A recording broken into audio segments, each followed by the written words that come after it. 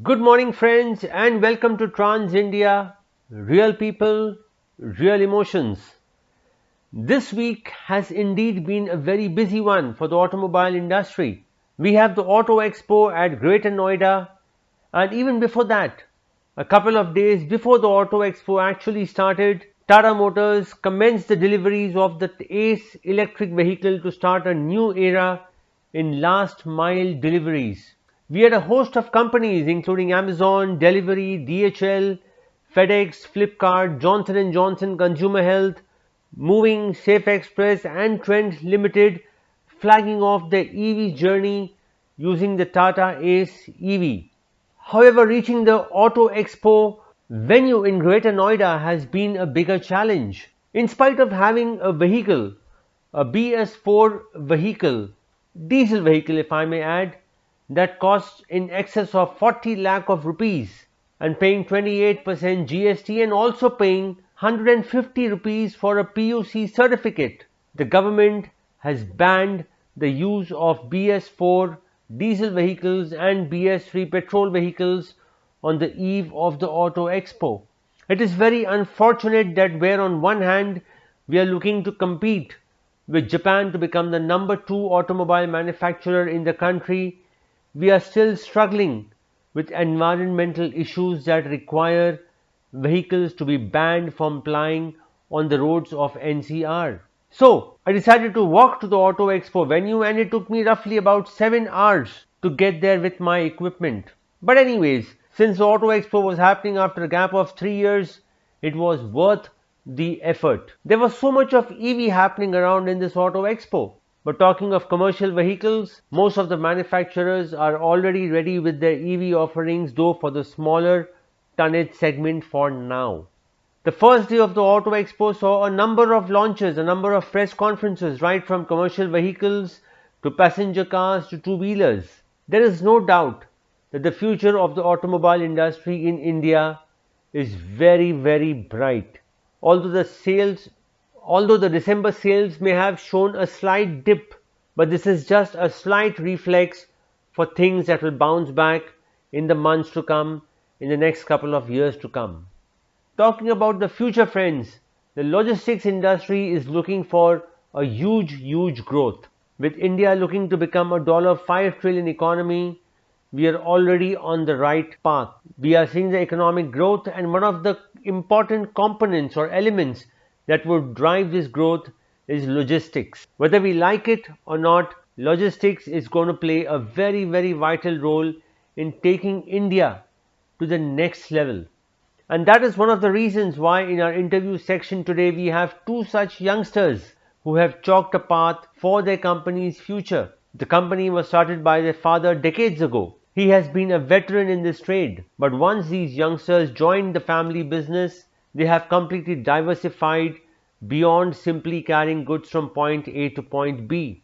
They are offering a variety of service right from warehousing to CNF to last mile delivery and whatever else that the customer might want to get his goods at the right place, at the right time, at a good cost.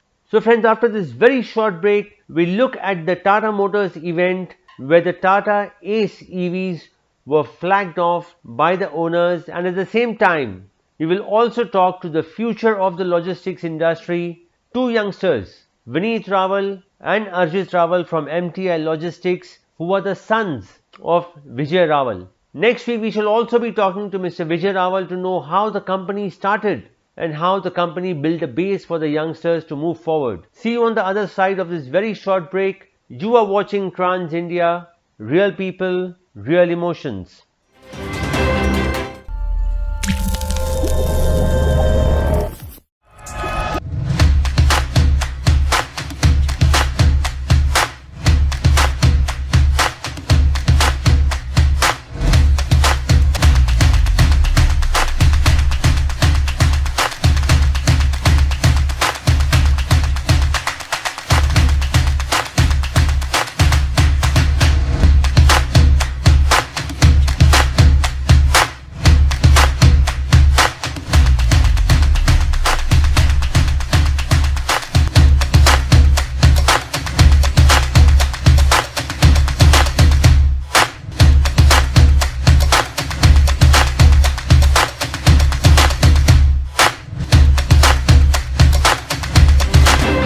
ये guarantee देते हैं कि उनका Blazo x सबसे ज्यादा mileage देता है, वरना कर दीजिए ट्रक वापस।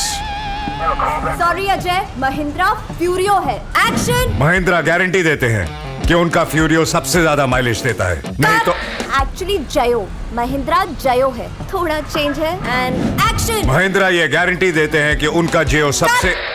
चल क्या रहा है यहाँ पे? मैम, ये चारों ट्रक ज्यादा माइलेज देते हैं, चारों। तो ऐसा बोलो ना, ब्लेजो एक्स, फ्यूरियो, फ्यूरियो 7 और जयो। महिंद्रा के ये सभी ट्रक्स देते हैं सबसे ज्यादा माइलेज की गारंटी, नहीं तो कर दीजिए इन्हें वापस। महिंद्रा, देश की सबसे ज्यादा माइलेज देने वाली truck range. Welcome back to Trans India, Real People, Real Emotions. In this segment, we'll take a look at how Tata Motors has prepared for the future.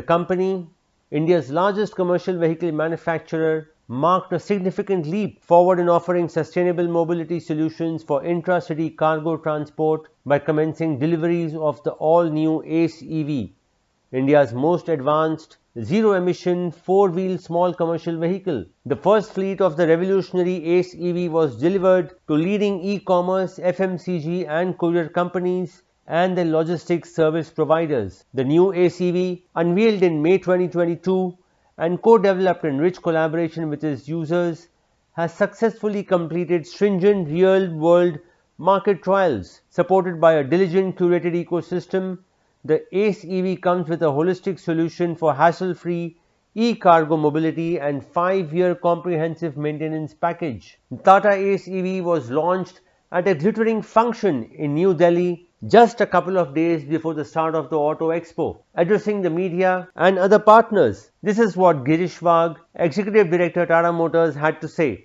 Listen in. यहाँ पे पहला फाइल आ जाएगा Tata Motors का. And good afternoon to all of you. To all the assembled dignitaries, our customers, friends from the media, financiers, and the channel partners. At the outset, I extend my best wishes to all of you for the new year and thank you for making time to join us for this special milestone. Today marks a momentous milestone for the Indian commercial vehicle industry and especially the intra-city cargo transportation. With the commencement of deliveries of the all-new Tata ACE EV, India's most advanced zero-emission four-wheeled small commercial vehicle, a new era commences in India's journey towards zero carbon logistics.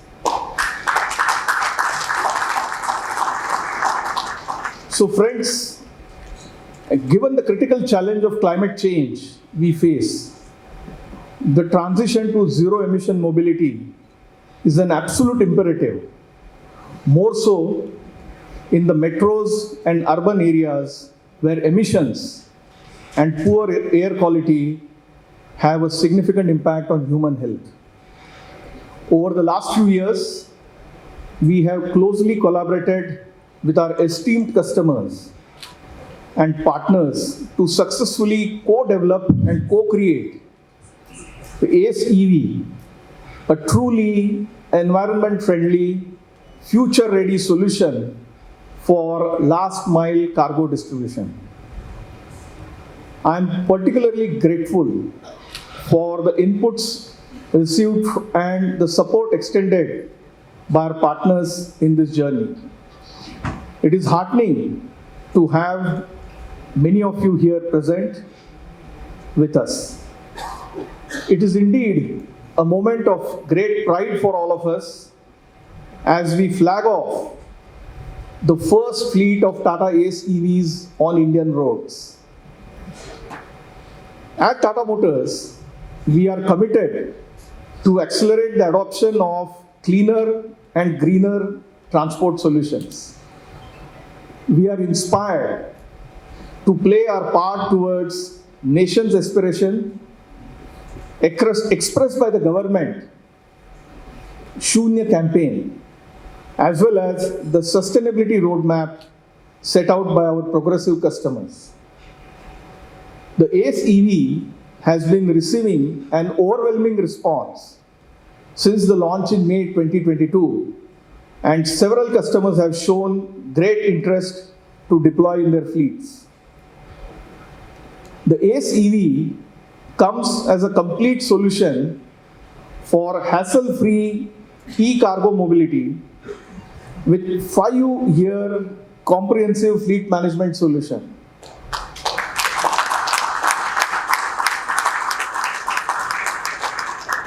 Over the last 6 months, the ACE EV has successfully completed rigorous on-ground trials in collaboration with our customers.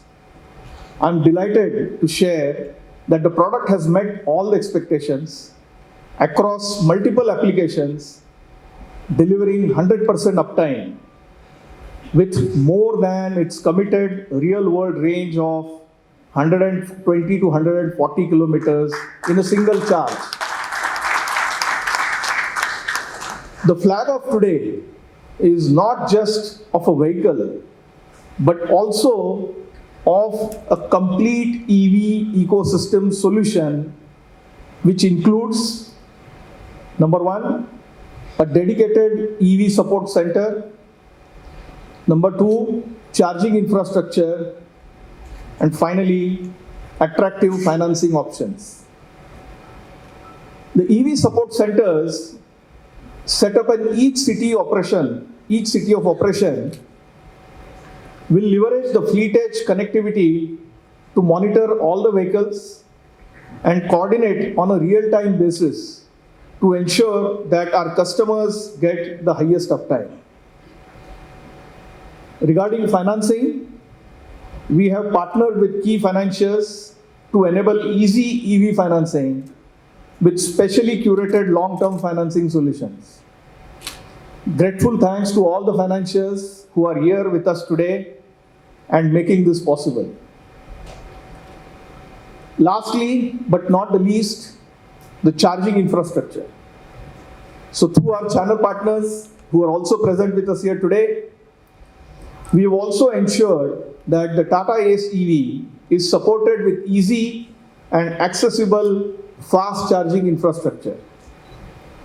Further, we have been continuously working to develop a robust supply chain and enable quick production ramp up and deliver as per the requirements of our customers.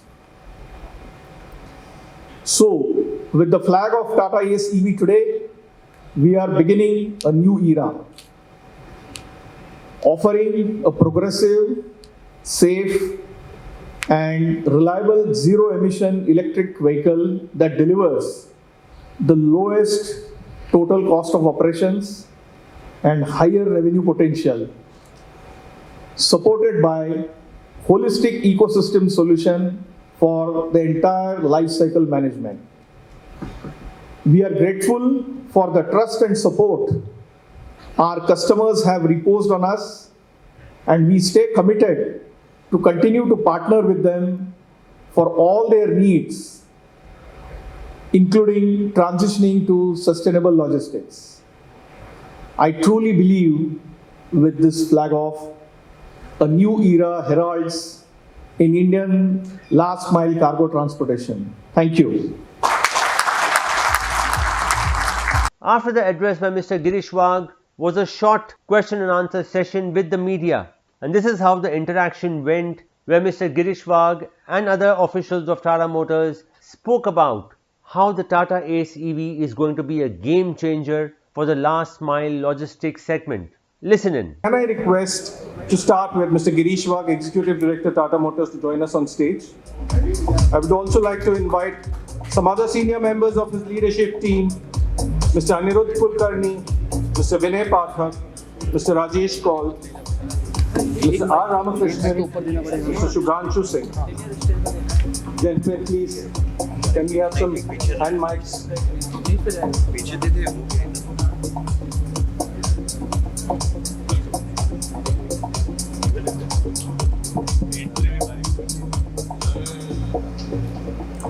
Raj, you have a mic, right? Please, the floor is yours. Yeah, so congratulations. Just wanted to know, last year when you unveiled this You had 39,000 orders. So how many vehicles are you delivering today? And also, if I'm not mistaken, at that point of time, you had said that you would start customer deliveries in the following quarter. So there seems to be a delay. So what was the reason for the delay? Okay. Yeah. So thanks for the question. Yes, I think we unveiled the vehicle on 5th of May, and post that we initiated our deliveries for the trials and pilots, because that was the part of our MOU with the customers. I think what we've seen with electric vehicles, that there could be a lot of misgivings or doubts and anxiety in the mind, and therefore it was very important that we actually prove out the vehicle, because some of the current solutions for last mile electric transportation have some of the issues. So we wanted to prove the vehicle. We used these 6 months quite effectively to actually prove it out in all the applications where this vehicle will be used. So now when we actually start usage in these applications at the customer's end, I think we are extremely confident. We have made some improvements in the product during this period, but more so we have been able to use this period to fine tune our 5-year fleet management solution, as well as the EV support center. I think so when we embark on this today, we are very confident that we are giving a holistic solution that will work. Today, we are having around 25 vehicles which are there lined up outside and inside, and that's the number of vehicles that we are delivering today. I think we will continue to ramp up the production as we go ahead. Apart from that, I would also like to tell you that since we met last, there has been one regulatory change which was done, AIS 038, which was sort of the battery safety. So we also use this time to ensure that all these regulatory requirements are also met. So I think therefore, as we sit here today, we are very well prepared to embark on this last mile cargo decarbonization. If I may just add one more question, how long do you think that it will take for you to deliver all those 39,000 orders? Yeah, so I think this is on the expected lines, this question, and obviously, this is what I was asking the team when we met. So I think today, we have set up a good capacity at our Pantnagar plant. This vehicle will be produced at Pantnagar plant, and the capacity there has no shortfall. I mean, whatever is required, we will be able to deliver. What we need to work currently is more on the supply chain. That's point number one. And the recent COVID outbreak in some of these countries from where the battery material is sourced is also creating some kind of challenges, but we will address that. I think in addition to that, as I said in my talk, we are going to introduce these vehicles by cities, right? Because as we introduce these vehicles in cities, we have to create the support center and all the support ecosystem, the support center as well as the charging infrastructure. Today we have selected Delhi, Pune and Mumbai as the first cities. We will then embark upon the next set, which is Bangalore, Hyderabad, Chennai and so on and so forth. So we have identified around 10 cities where we will start introducing the vehicles. So this is how we are going to roll out across the country. And the order book remains at 39,000. Has it increased? Actually, there has been more interest, I must say. When we met last, it was more of e-commerce companies, because they have their own sustainability roadmap, so they want to induct electric vehicles. But as we went ahead in this journey, we have seen that FMCG companies are now more aggressive, if I may say so. Then we also have parcel and courier companies are also becoming aggressive. So we have more and more stakeholders in the last mile cargo distribution which are coming into this journey of decarbonization. So we have more customers joining, and I think the ball is in our court, if I may say so, now to ramp up the production, but also ramp up the support ecosystem in various cities. Thank you. All the best. Thanks, Raj. I think we have a question from here, Girish. Thank you so much, Girish. Girish, the commercial vehicle is an entire ecosystem in its own. And two important components are dealers and the drivers. So what steps have been taken to get the dealerships equipped for this? And do the drivers get some basic tips on how to handle the vehicle? Good question, Girish. So, Vinay and his team have been working very closely with them. So, I would request him to respond to this. So, thanks for the question. Actually, one of the key elements of the ecosystem is ensuring that the vehicle is driven the way it should be for an electric vehicle, and therefore driver training is extremely important. So, we actually onboarded the drivers which we call as drona drivers. And we trained them first on the electric vehicles, and these drona drivers actually are training the customers' drivers now and actually handholding them for a period of time. Not only just training them, but handholding them for a period of time. The good part is you can monitor the performance of the driving in this particular vehicle. So you can actually have a process of improving the driving habits, even if it doesn't come on day one. So we are working very closely with the drivers. We are also working, and I must thank all my channel partners who have shown more than enthusiastic interest in this. We are investing in our dealerships, particularly the workshops, and every workshop in the given city is being equipped, and what we call as an electric vehicle support center is being set up in the workshop. Because as Girish explained in the price, it's not just the product, it is also 5 years of performance warranty or guarantee that we are giving along with the vehicle in terms of the uptime. So it's very important for us that our channel partners along with our customers build up that capability very quickly so that we are able to optimize the returns from this slightly higher investment that all of us are making in this energy transition that is happening. So all are onboarded. We are going to have data monitoring from these vehicles on an ongoing basis. So a lot of support elements have been put in place along with the charging infrastructure. And I must thank my channel partners and my customers who have participated with us in the last 6 months in building this up, at least in Delhi and Pune. And from here on, we take different cities as we go forward. Any other questions from the house? I have a few questions which have sorry, I can come to you first, sir. But as the mic is reaching you, let me just take this opportunity to ask another question which has just kind of been WhatsApped to me by someone who was supposed to be here but couldn't make it at the last minute, which is that what are the kind of other applications that the ACE EV can be used for? Because essentially, when we're talking about intra-city deliveries, I'm sure that would not be the start and end of it. So what were the other applications that you have in mind where you would like to use this for? So, Anirudh, you will take this, or I'll make an attempt and then if you add that. So, first of all, ACE as a platform over the years has served multiple applications in the country. And we believe that the platform's promise and delivery remains the same. The fuel type has been changed. But we will build the applications and deploy progressively because, as I explained earlier, it is an ecosystem development along with the product introduction.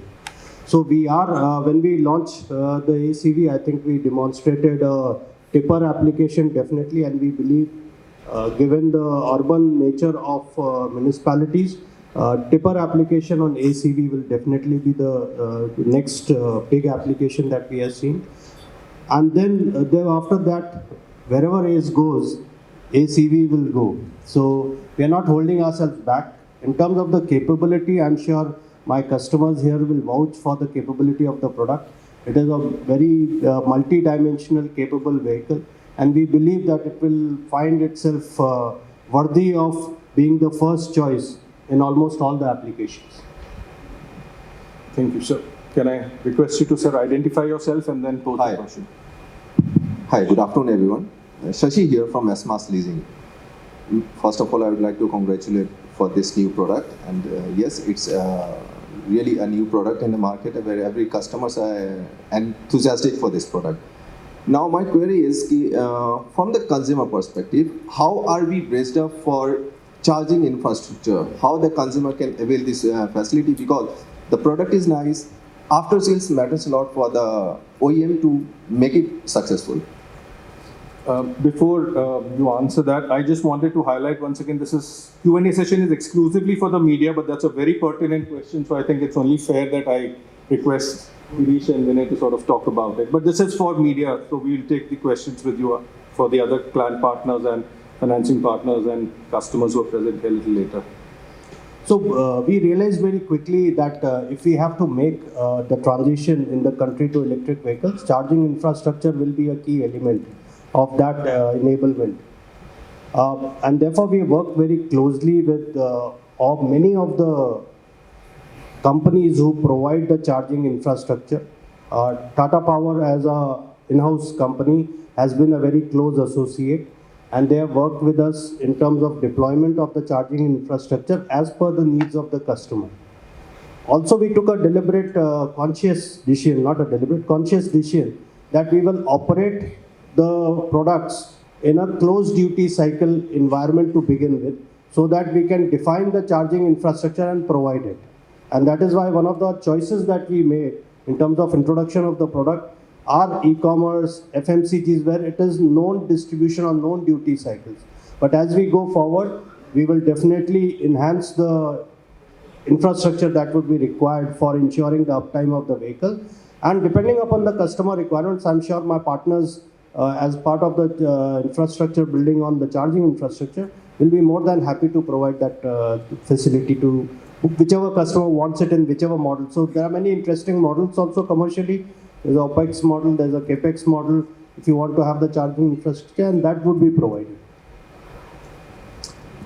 Just to add, I think the vehicle comes with both fast charging, right, which you can come to a particular charging point and do it.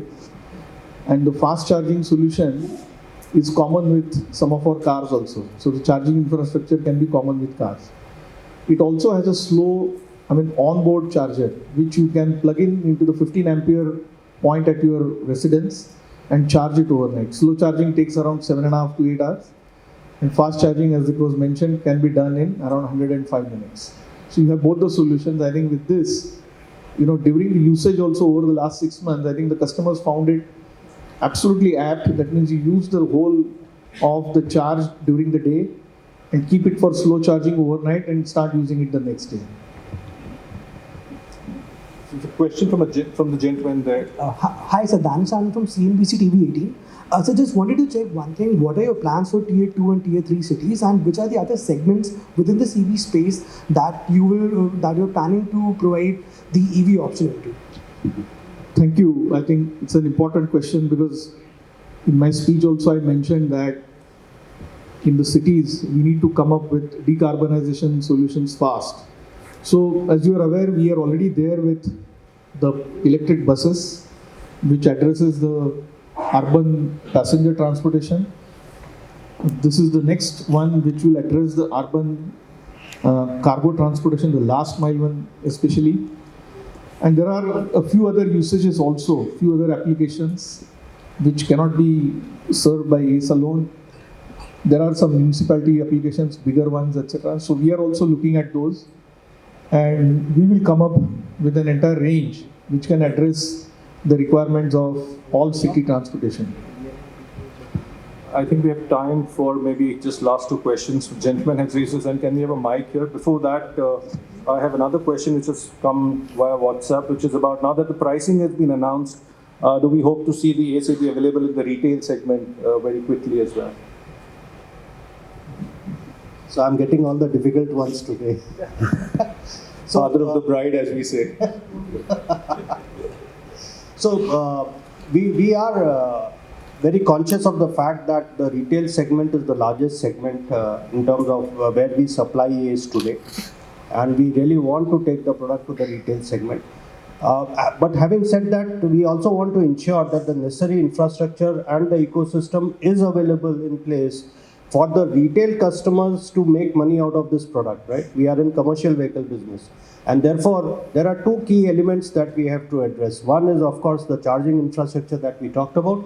The other is the availability of service. And today in retail segment, most of the service is provided by the local mechanics who are there, right? So before we go into the retail segment in a big way, we would like to build up that ecosystem, even with the local mechanics, and for which our service area is taking very, very aggressive steps for onboarding many of the local mechanics, and progressively we would like to train them to be able to handle even the EVs that we are going to put on road. So retail segment, yes, we are very happy to service that segment, but we also want to do the homework before we go and embark on that journey. Well friends, that was the Tata Motors event where they commenced deliveries of the ACE EV. Coming up after this very short break, we will be talking to the future of the logistics industry, Vinit Rawal and Arjit Rawal from MTI Logistics. We'll see you on the other side of this very short break.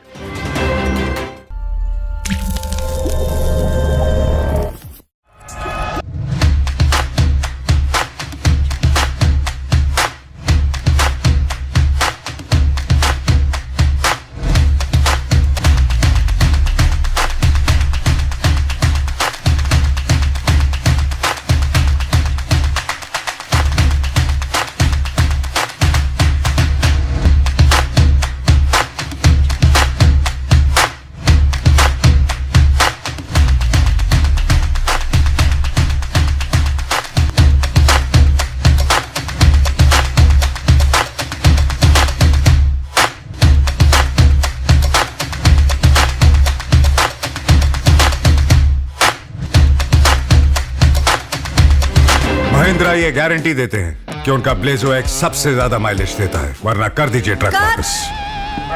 Sorry Ajay, Mahindra फ्यूरियो है। Action. Mahindra guarantee देते हैं कि उनका फ्यूरियो सबसे ज्यादा mileage देता है, नहीं तो एक्चुअली जयो, महिंद्रा जयो है, थोड़ा चेंज है। And action. महिंद्रा ये गारंटी देते हैं कि उनका जियो सबसे चल क्या रहा है यहाँ पे? मैम, ये चारों ट्रक ज्यादा माइलेज देते हैं, चारों। तो ऐसा बोलो ना, ब्लेजो एक्स, फ्यूरियो, फ्यूरियो 7 और जयो। महिंद्रा के ये सभी ट्रक्स देते हैं सबसे ज्यादा माइलेज की गारंटी, नहीं तो कर दीजिए इन्हें वापस। महिंद्रा, देश की सबसे ज्यादा माइलेज देने वाली truck range. Welcome back friends to Trans India, real people, real emotions. We will be talking today to the next gen transporters. Two brothers who have made a mark for themselves in the logistics space. Their father, Mr. Vijay Rawal, was a regular transporter, but when the kids joined the business with the best of MBA degrees backing them, they set their company apart and diversified into warehousing, CNF and everything else that a customer would want. Last week we heard Mr. Pradeep Singhal saying that transport companies had to diversify. They had to look at various other options of delivering goods. In fact, he made a very big statement when he said, going forward, the means of delivering goods would actually be meaningless. What would matter is getting the right goods at the right place and at the right time, and this is precisely what the Rawal brothers are aiming for. So here's our conversation with Vinit Rawal and Arjit Rawal from MTI Logistics. Vinit, in which year did you join the business and what has been your education background?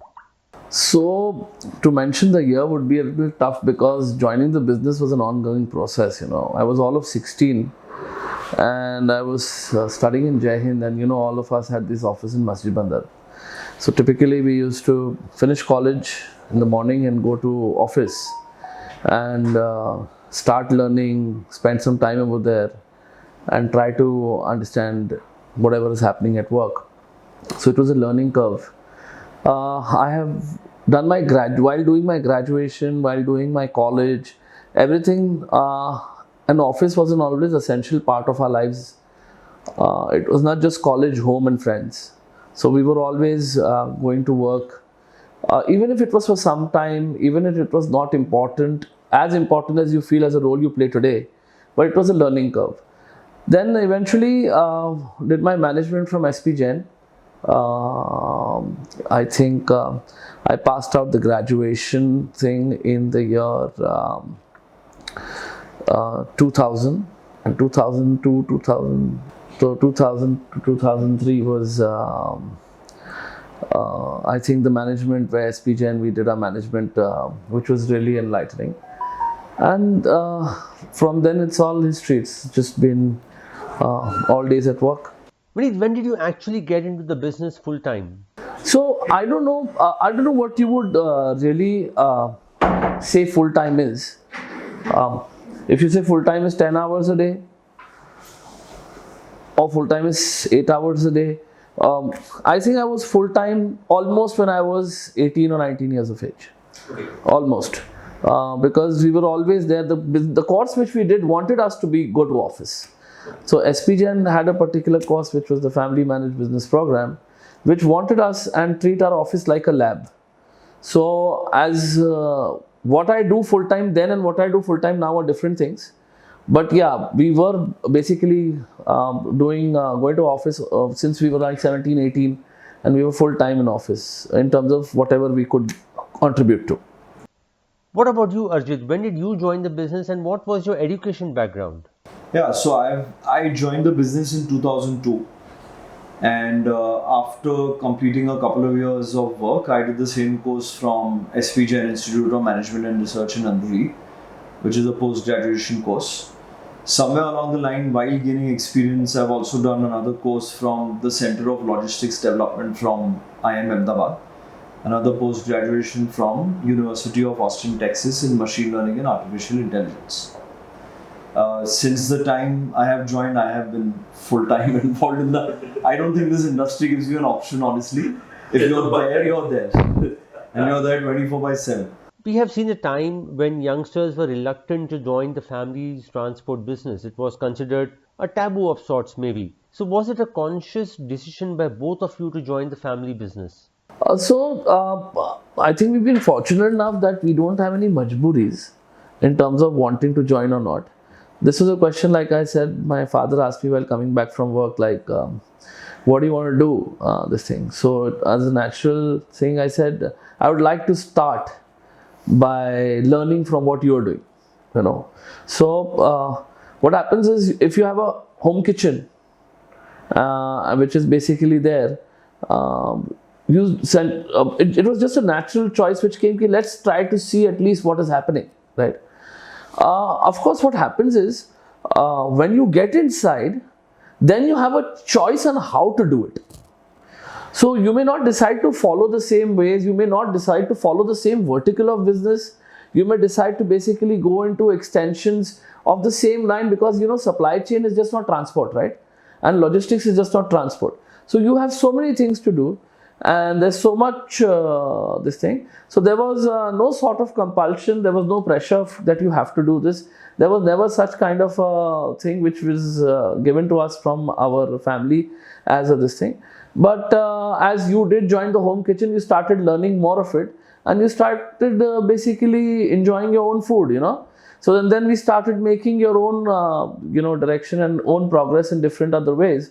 So we found some other verticals, we found many things which had to be done in supply chain, and we finally did what we had to, and we were supported fully in our way of how we wanted to function with the company. And till today, we are being supported fully with that particular this thing. As long as it makes sense and as long as it is beneficial for the group and the family, everybody is open to every idea, So that is what has happened.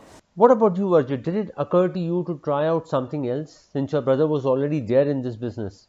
So see, this is what I say, like, family managed business is three components. It's family, it's management, and it's ownership. So really speaking, the day you're born, you're part of a family business. Okay, so one part of the question is such that the family business runs in our blood. So it's there since the time the business is there since the time the family is there. To be a part of logistics or not was always a choice. It was not a compulsion, because people who enter this line out of compulsion are people who do not have any other option, who think that they cannot do anything else with their life, who cannot find self-sufficiency somewhere else. So that was never the case with both of us. We are belonging to a proper background, we have good education qualification. Even today there's a market value for all these things what we hold. So it's never been a compulsion to come inside logistics, in the logistics business. Arjit, what were your initial days at work like? Were you the boss's son or you started grounds up? Honestly speaking, it's a mix of everything, because different people look at you with a different perception.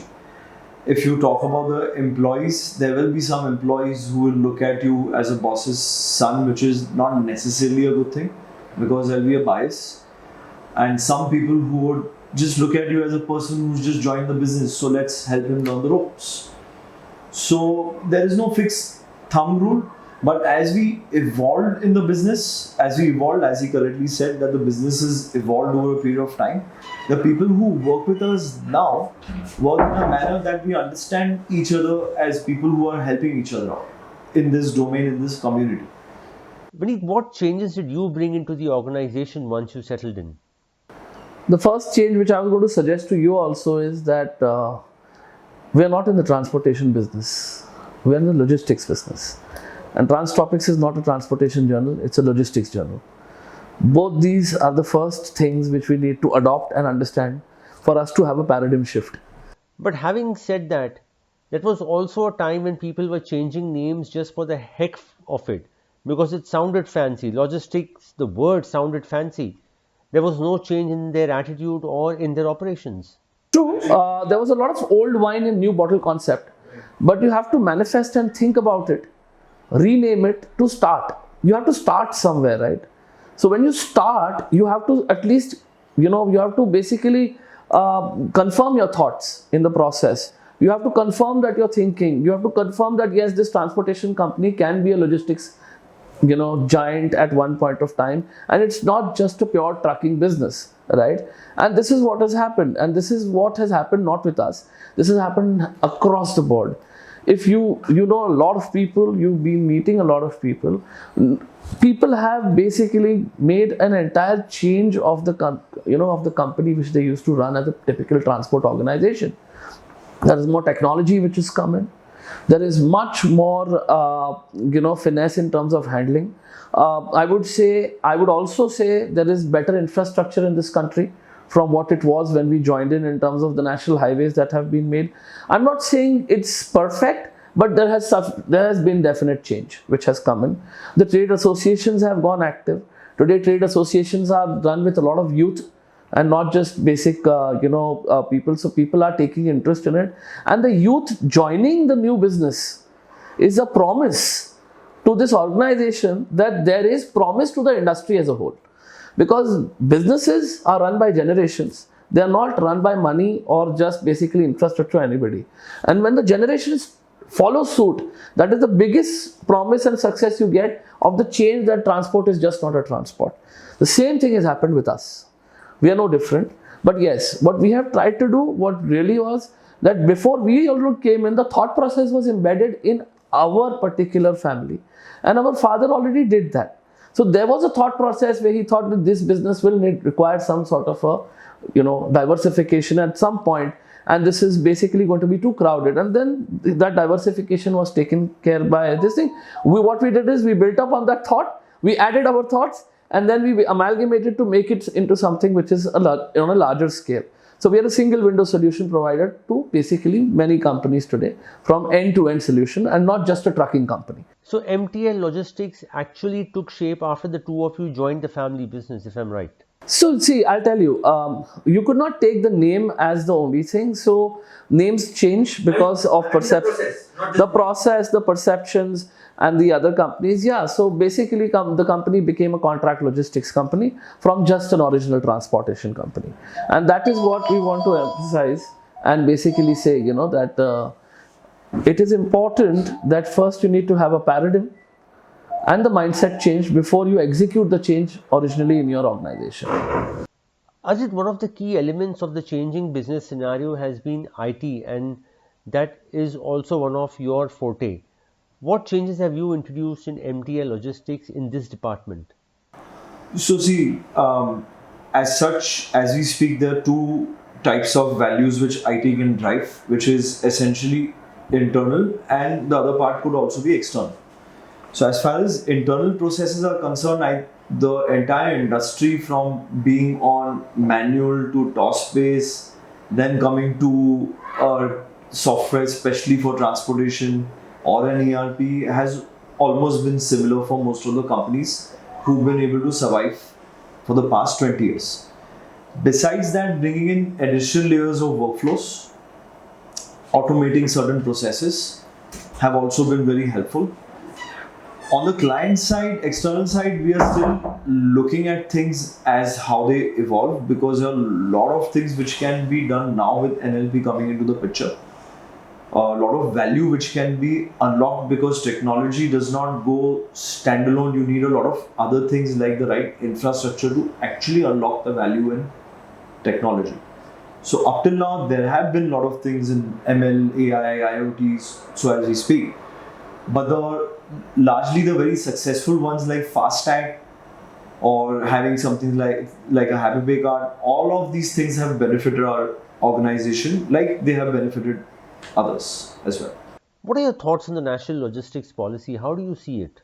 So NLP is we personally feel it's a fantastic step. Just day before yesterday, you must have read the news that the railways have come up with a mission called 3,000 metric ton mission, in which they are going to double from 1,480 metric tons to up to 3,000 metric tons in the next 5 years. That's a really, really ambitious target. That's almost 45% of the market share, of the overall market share of freight right now. So that will make road and railway 50-50%, and railway costs are much lower than road. The move towards adding 100 multimodal logistic parks is also something our country desperately needs. Because in no other developed countries will you see a flatbed trailer with a steel coil chains attached going through the city. I mean, it's a major safety hazard. So having a multimodal logistic park which has air, sea and road connectivity will help not only the logistic companies but overall the economical growth as well. The last part of it is the standardization NLP, which is by far the most important thing. If you read the NLP document, they have standardized a lot of things, right from what should be the pallet size industry wise, going up to an extent that there should be a truck radius certification for warehouses, for godowns, that for which type of vehicle, how many shutters, what is the radius needed for truck movement, which is, these small things are bottlenecks in our country right now which affect the efficiency in a very, very big manner. So standardization of processes and certain norms which should be unified all throughout the country will actually be very beneficial to the NLP if it is executed well. Vinit, with railways also picking up pace, do you think that there will be a sizable shift to railways? Should that be a bother for road transport? Initially, it's a big point of concern, Girish. It is a big bother. And it's already a bother because we are already facing and actually going through the pinch. Railways, it's an eventuality. So there's something about change, right? People who accept the change survive.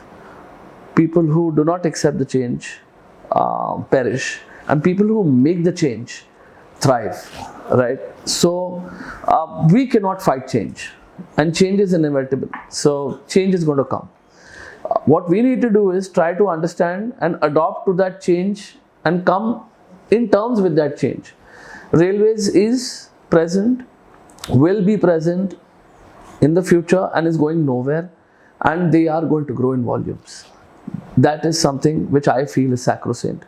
It is a definite threat to the industry, but then you also have to see we are an economy who's growing at a particular rate, right? So we have business, and as we grow and consumption increases, so will the share of business, and so will so road transport cannot be ignored. Road transport is basically one of the bloodlines and veins of the country, and that will always remain. Yes, multimodal transport is the future, and it's not only railways. People are talking about domestic and internal cargo movement through sea. It was already started. It took some hits. It's going to turn around and come again. And these things are going to happen and required. And transporters have to basically buck up and come up to speed and take this into their fold, and also offer this as a product in their entire kitty if they feel they want to basically be in the long run involved with these companies. One other important point why these things are coming in is the carbon emission norms. So the carbon footprint, which all basically corporates as a whole are so worried about today, are causing this concern to be, upon the industry, that finally we run on fuel today. Electric trucking is a future which is distant. It's a little far away. So the only alternate remains is railways, So when they should shift to railways, they basically reduce the carbon footprint also. So it's not just their preference. Of course, railways have their challenges. They have the challenges of deliveries, they have the challenges of multi-handling, they have the challenges of routines of those particular vehicles, because we live in an extremely sensitive, skewed economy today, which is driven on sales towards the month end. So stock keeping, how you do it. So yes, it's in a, I would say it is still in a very nascent stage. But yes, tomorrow is not seen by anyone. But yes, looking at the way things are, railways and other multimodal units are definitely going to be a part of our entire system, and we need to make it a part of our DNA if you want to have an answer in one line, you know. So Arjit, talking of MTI Logistics, what are the various services that are offered by your company? So as he mentioned that we are an end-to-end logistics company. To answer in one line, we are present in all legs of movement of goods, whether it is your primary movement, which has your inbound and outbound, or it is your secondary movement, which entails the last mile connectivity, which essentially for railway is also a very big backbone, because the last mile business will get a very big boost with that, with the higher volume of movement in the country, and also reverse logistics. Now within that, we are into full truckload transportation, we are into part truckload transportation, and so on and so forth. Vinit, what is your company's position in the CNF and warehousing space? No, so see, I'll tell you what, Girish, we are a hybrid model. We do everything and anything. So we have a host of services. So we do anything and everything that the customer asks us. We do warehousing, we do distribution, we do last mile, we do first mile, we do primary, we do secondary, we do everything. We are a pan-India concern with all services under one roof. And whatever services the customer needs to pick up, we offer those services to them. Some may want a pan-India service under single window, we'll give it to them, we do it.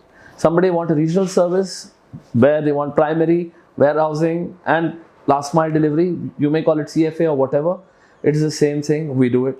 So we do everything and anything. It's just basically a kitty of products, and the volume is sizable, and it's a pan-India concern today. So we provide each and every service which is available domestically, and now we have also started partnering with somebody for the CHA and freight forwarding, and looking forward to expand in those fields as well. How do you actually see the warehousing space? The industry is very upbeat about the future of warehousing. Right. Now, so this understanding about warehousing is going to grow is stemming from one fact and one fact only. Because we didn't have warehouses. We had godowns. Right. Those godowns were later now given a nomenclature of warehouses. We had these typical godowns which were there in these states which are all unauthorized. Everybody, the land use was not in place. Everything was basically going haywire. The industry was not ready for the to wait for the economic government to basically regularize, give permission. So everybody constructed unauthorized places here and there and everywhere else. Now these things are being formalized. So when informalized things are being formalized, they become news. So warehousing was always there.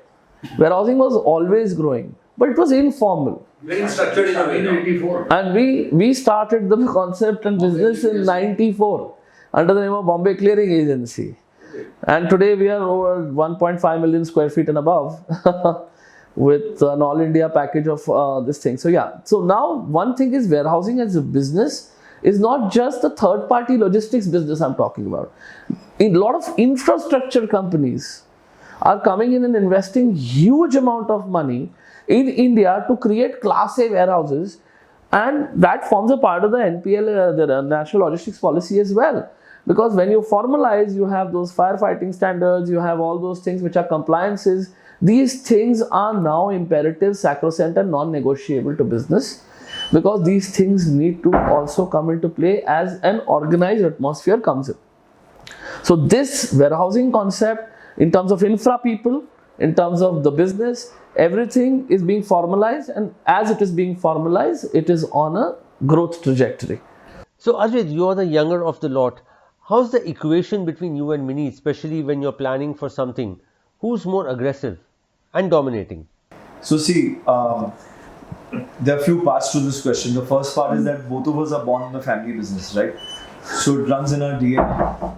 We've seen how family businesses function.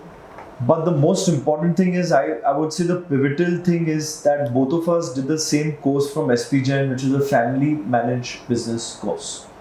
Essentially what this course does is, it teaches the family managed business how to professionalize internally and how to conduct with each other, because the family managed business has three parts: family, management and ownership.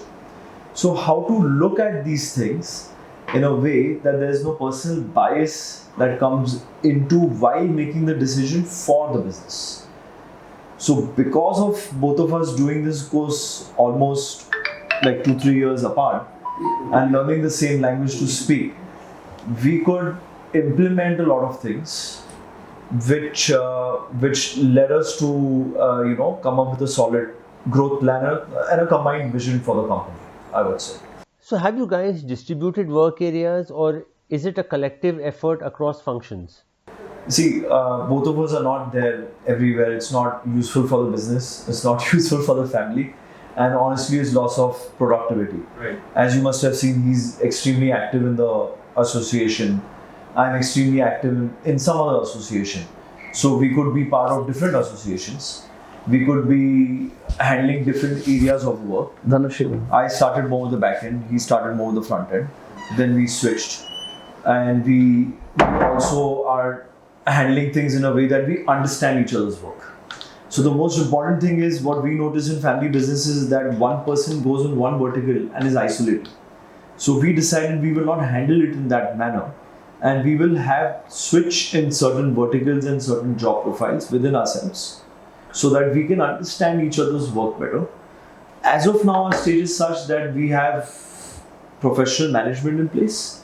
So our role goes more in the direction of corporate governance. So that puts us in a different dimension altogether now. And do you guys ever fight over issues? So you know what, I'll tell you, I don't know, fighting is the right word, but if you don't have an argument, then you're not human, right? Of course you're having an argument. But at the end of the day, you know what, Girish, if you remember the last time we spoke and the only thing that actually guides you is the ability to think right. If you look at common benefit as the main goal, then there is nothing more or less which is required. And at the end of the day, after any particular discussion, what actually it comes down to a game of numbers and common benefit, right? So when common benefit is there in place and people realize, yes, all of us realize this is what is beneficial for the future and family of this particular concern and the group, everything else becomes secondary. And what can't be solved over a drink here? So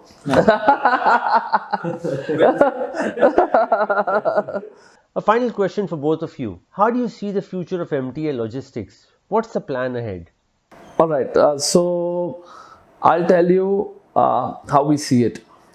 It's very clear we are fighting with multinationals here. We have to basically shape up or shape out. It's very simple. And we are by all means in the gym every day in terms of shaping up for the business, you know. So we are going to do that, and we are going to continue to strive. The business has to basically, after a point of concern, once you achieve scale, the more important thing what you need to achieve is volume. So the volume game and the volume struggle will always go on. No volume is enough. It's like cycling uphill. This business especially is purely cycling uphill. It's not running a retail store where you have a daily clientele. The moment you stop cycling, you go downhill. So it's a constant daily journey. It's a constant daily effort. And that effort needs to be put in on a day-to-day basis.